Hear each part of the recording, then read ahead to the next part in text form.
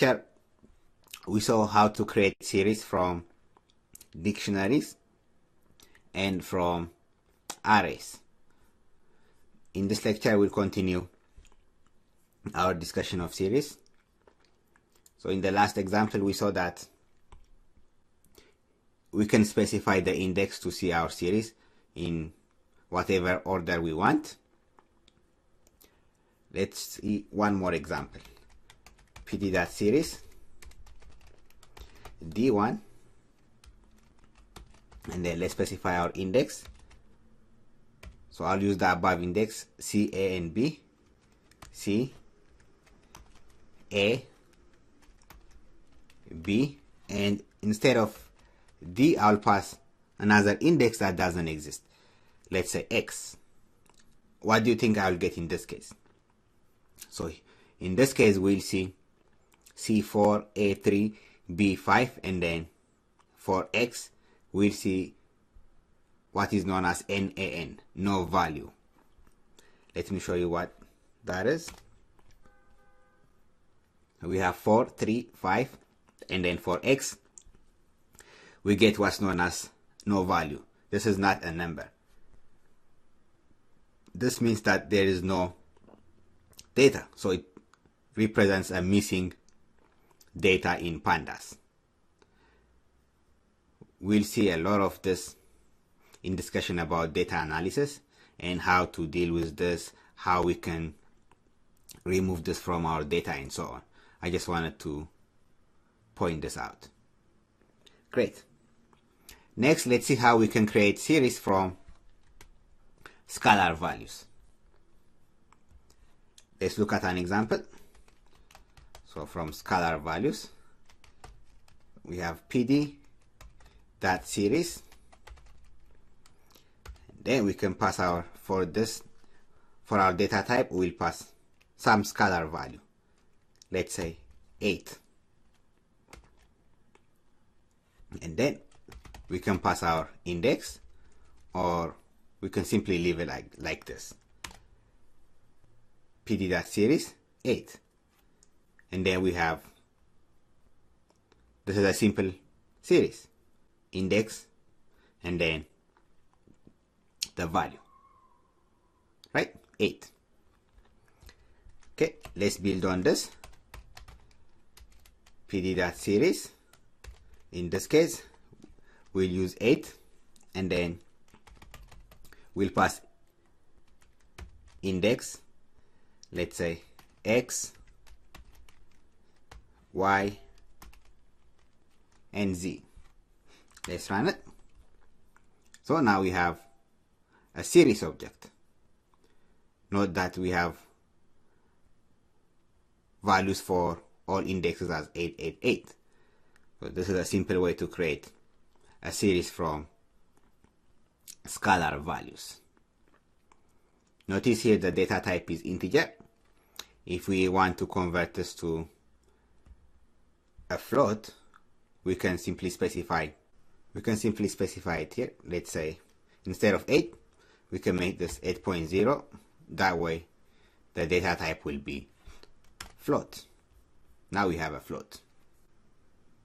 And series objects act very similar to arrays.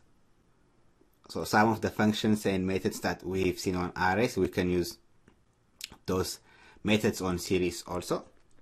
Let's look at an example. So if I call the series object that we created in the last lecture, we have this, right? SS. And then we can call the index method on our series object. Let's say index 3, and run it. We get negative 0.22. That's here, right? Index 0, 1, 2, and 3. So index 3, we have a value negative 0.22. And we can use the slice method also. For instance, I can say we call our series object, and then let's say grab everything up to index 2. So that means indexes 0 and 1. So it will grab A and this value, B and this value. So index is 0 and 1. Let's run it. So I have A and B. And then some other examples, let's see. For instance, I can say on my series object, grab my series where, let's say, my series is maybe less than the median of our series. There's a method called median.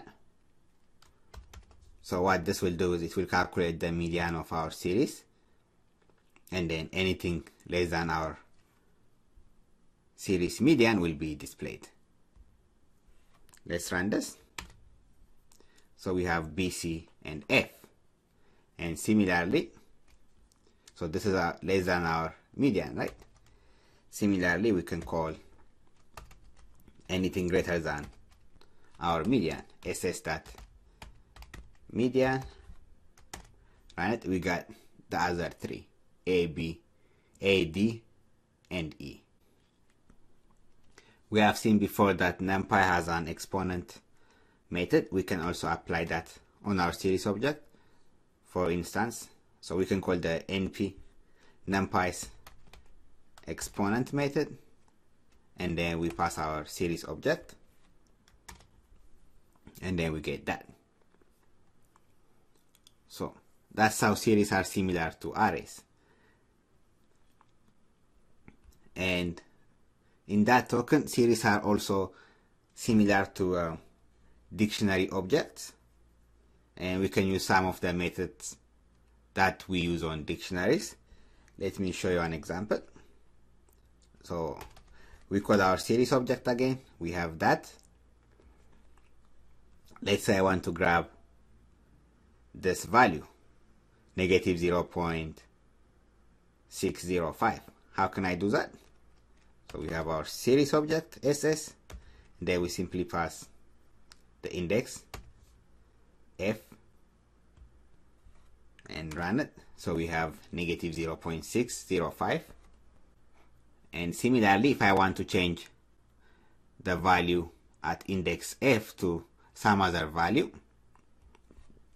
I can do that too. So we have our series object.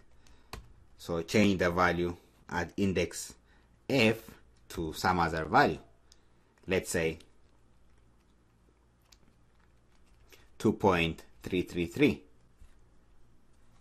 Let's run it, and then if I call my series object, now we see that the value at index F is 2.33. Good.